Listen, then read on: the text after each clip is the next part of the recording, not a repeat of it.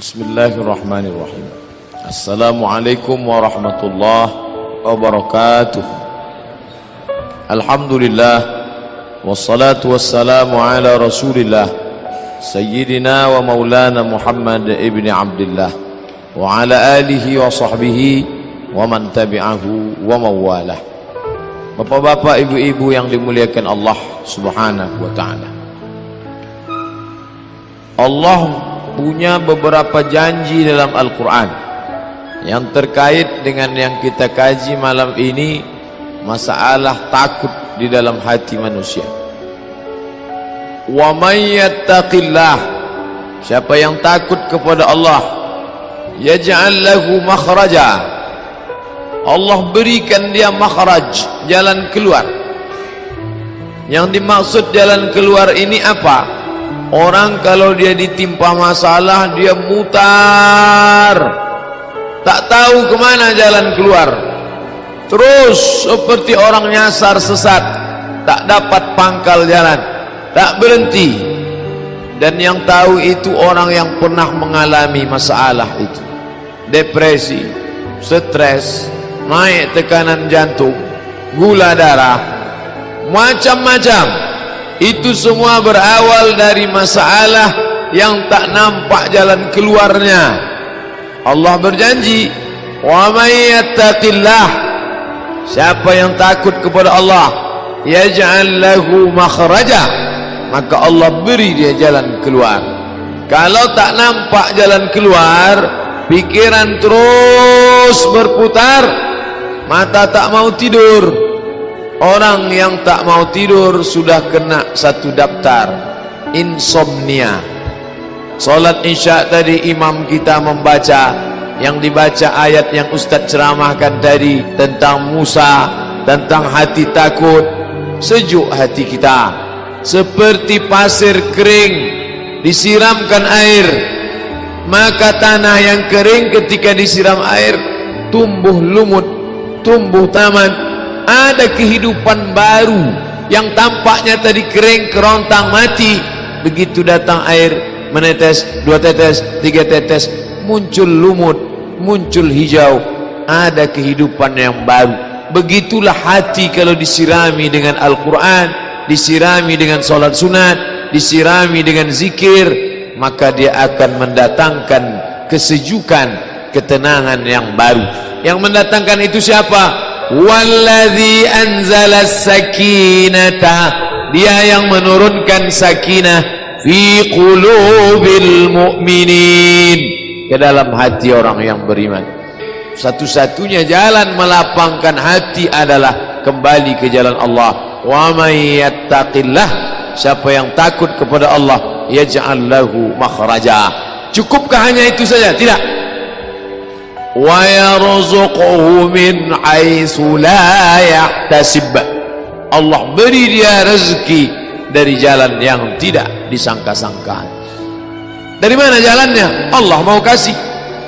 Ketika Maryam kehilangan ayahnya, Imran meninggal, lalu orang menyangka ini anak yatim tak akan makan, karena tukang kasih makan sudah lama mati.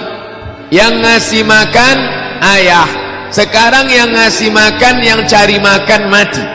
Yang mencari makan mati. Orang menyangka dia akan susah, orang lupa ada yang memberi makan yang tak pernah mati. Yang mencari makan mati tak masalah, tapi yang memberi makan tak pernah mati, siapa dia? Ar-Razzaq, yang maha memberi rezeki.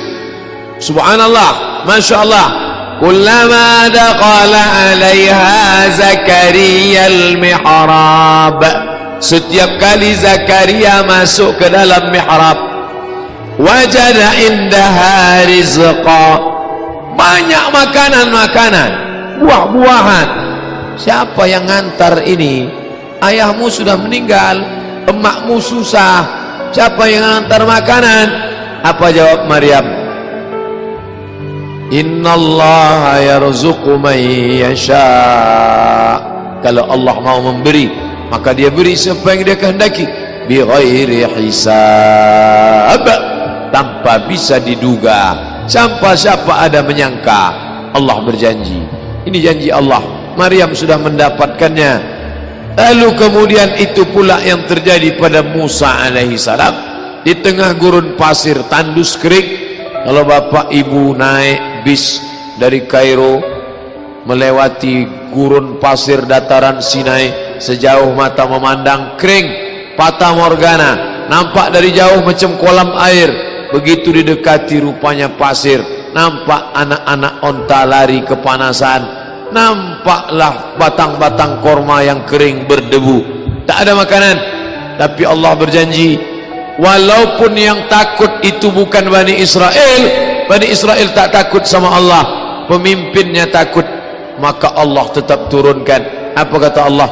Wa dhallalna alaihimul ghamama, kami naungi mereka dengan ghamam, awan hitam, sehingga cahaya matahari tak tembus sampai ke bawah. Panas di atas, sejuk di bawah. Wa anzalna alaihimul manna wassalwa, kami turunkan makanan manna dan salwa. Sampai pada puncak ketakutan di hadapan Laut Merah, di belakang pasukan Fir'aun, maju ke depan mati konyol, mundur ke belakang mati dibunuh oleh tentara pasukan Fir'aun. Apa kata sahabat Musa? Wa qala ashabu Musa, berkatalah sahabat-sahabat Musa Bani Israel, inna lamudrakun, inna lamudrakun, mati kita Musa, kena kita sekali ini, habis kita, akan disembelih oleh Fir'aun. Inna lamudrakun. Apa kata Musa? Kalla, kalla, sekali-kali tidak.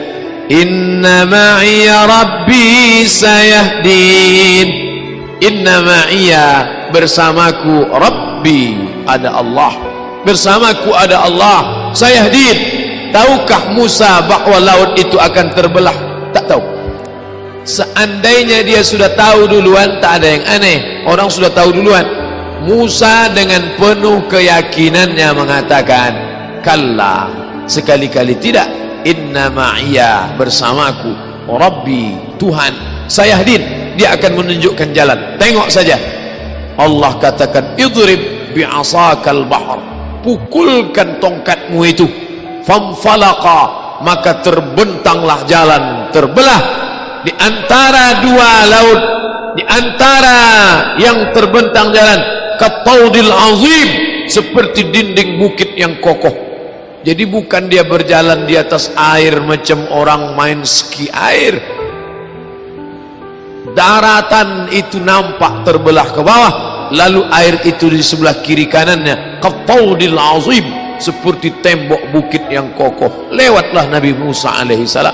Sesungguhnya kisah-kisah itu diceritakan Allah, bahwa kita pun mungkin mengalami hal yang sama, seperti yang dialami Maryam, seperti yang dialami Asiyah, seperti yang dialami Musa, seperti yang dialami Isa, seperti yang dialami Muhammad sallallahu alaihi wasallam. Makanya baca Quran, baca Quran, baca ayat-ayat ketika bercerita tentang, makanya Quran itu tidak disusun surat Musa semua, surat Isa semua, surat tentang Muhammad sallallahu alaihi wasallam semua. Tidak. Ketika kita baca Al-Baqarah, ketemu dengan cerita Musa, ketemu dengan cerita Bani Israel, ketemu dengan cerita Muhammad sallallahu alaihi wasallam. Baca Quran satu halaman, 1000 makna terkandung di dalamnya. Kata Syekh Abdullah Darraz, dia seperti permata yang memiliki banyak aspek sisi cahaya. Baca dari aspek kesehatan, ketemu. Baca dari aspek akidah, jumpa. Baca dari aspek akhlak, dapat. Baca dari aspek tazkiyatun nafs, pensucian jiwa, nampak. Bercalah dia berulang-ulang bahwa sibuk mengkaji nun mati berjumpa dengan qaf, membahas tentang ifa gunnah bila gunnah qalqalah, bagus, tapi berhenti sibuk pada bunyi saja. Ada yang lebih utama daripada itu. Apa? Mudahan. Bagaimana Al-Quran menjadi hidayah. Ketika hati susah dibaca, datang ketenangan. Ketika dunia tampak sempit dibaca, datang kelapangan. Jangankan membacanya, jangankan membukanya, mendengarnya baik-baik. wa idza quri'al Qur'an, kalau Quran dibacakan, fastami'u lahu, dengar baik-baik, wa ansitu, diam, la'allakum turhamun, turunlah rahmat, turun ketenangan ke dalam hati. Tidak ada yang dapat menenangkan yang bersifat batin kecuali yang batin juga. Ini tenggorokan zahir, yang menenangkan yang zahir ini zahir juga.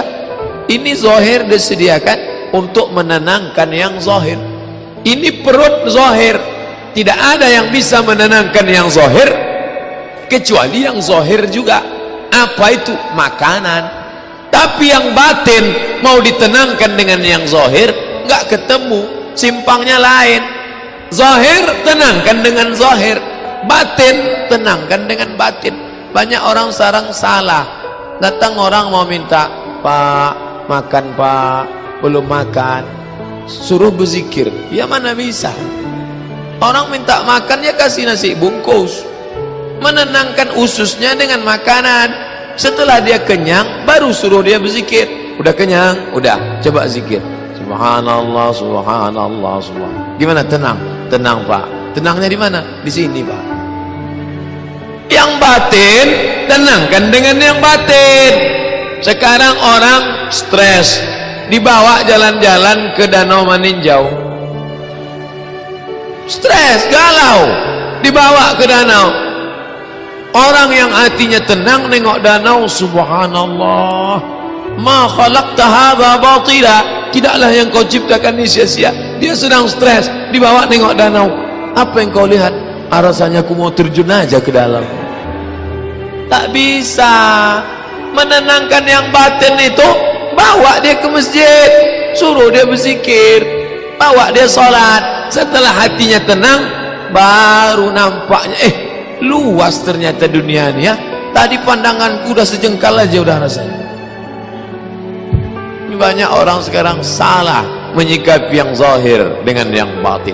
Bapak Ibu yang dimuliakan Allah Subhanahu wa taala, beruntungnya bapak-bapak yang punya anak-anak yang sudah menenangkan diri dari sejak muda belia.